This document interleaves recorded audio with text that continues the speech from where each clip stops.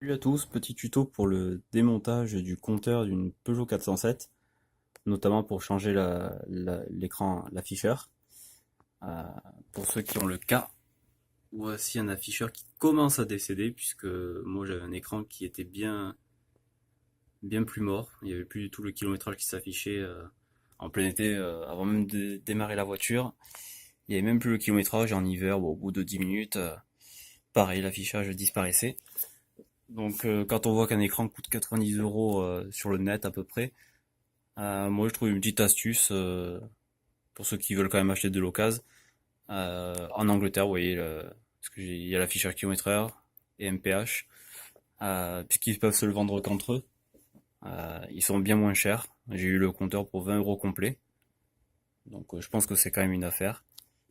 Bon, sur 407, le démontage du compteur est assez facile. Là, vous voyez, vous avez des petits ergots. Un, 2 et 3. Donc, contrairement à d'autres voitures comme des Peugeot 106 ou 306 où j'ai déjà démonté le compteur, il y a plusieurs vis, c'est assez embêtant. Là, il y a même la place avec le volant qui est assez généreux. On vient d'éclipser là, paf, le compteur vient.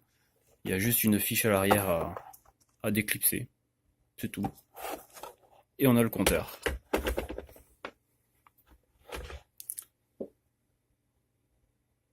Quand vous commandez votre compteur, à partir de mi-2006, il y a eu un changement de génération d'écran.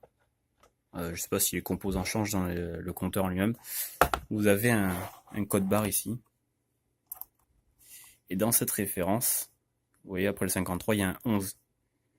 Quand c'est 11, c'est la deuxième génération. Et le 10, c'est jusqu'à moitié 2006 à peu près. Donc faites bien attention si vous achetez un compteur d'occasion, que ça corresponde avec le vôtre.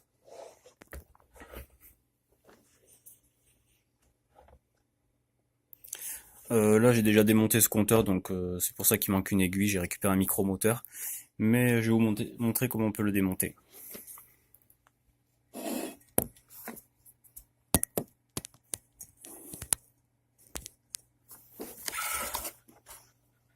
On peut même le faire sans outils. Vous avez des clips blancs.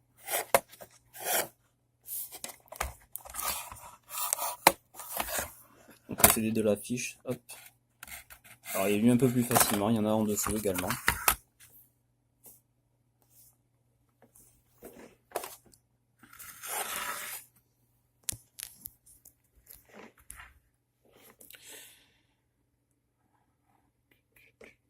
Donc on peut enlever ce cache noir qui tient pas beaucoup.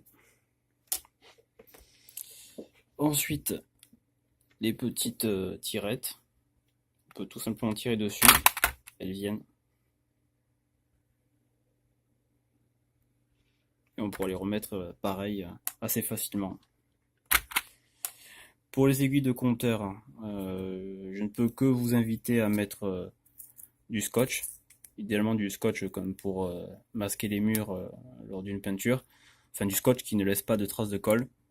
Donc vous pouvez venir mettre du scotch au bout des aiguilles avec un petit coup de crayon pour savoir où remettre les aiguilles bien en face.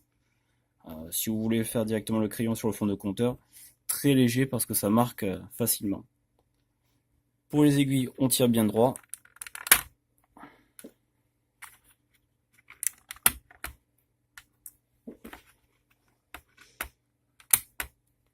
Alors il y en a qui le font aussi avec une fourchette comme ça, ou avec deux cuillères, une de chaque côté. Le principal est de tirer bien droit.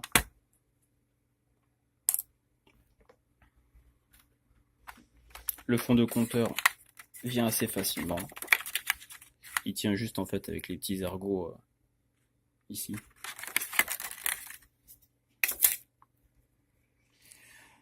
Ensuite, il y a cette grande partie plastique, donc pareil. 1, 2, 3, 4.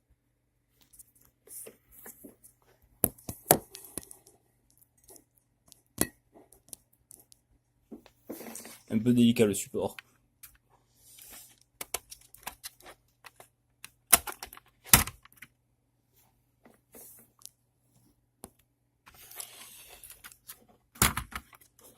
Là en fait la carte est enfoncée un peu de biais. Je sais pas si vous pourrez voir les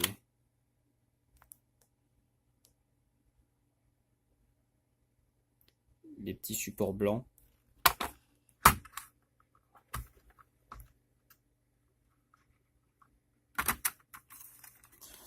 En fait, voilà, quand vous allez remonter le compteur, il faut d'abord l'enquiller comme ça, et ensuite le faire basculer. Et pareil au démontage, il viendra plus facilement comme ça, et après en tirant vers vous comme ça. Vraiment de travers. À cause de ces pattes ici. Là. Voici donc l'intérieur du compteur. Donc vous avez une fiche ici. Donc voilà, ça les deuxième génération, le connecteur est blanc. Sur les autres générations, les précédentes, c'est noir.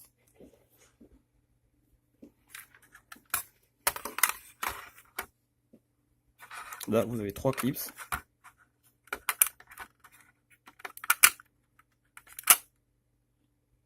Voilà. Et voici votre écran. Si vous le commandez en neuf sur internet, il sera sûrement pas livré avec le support.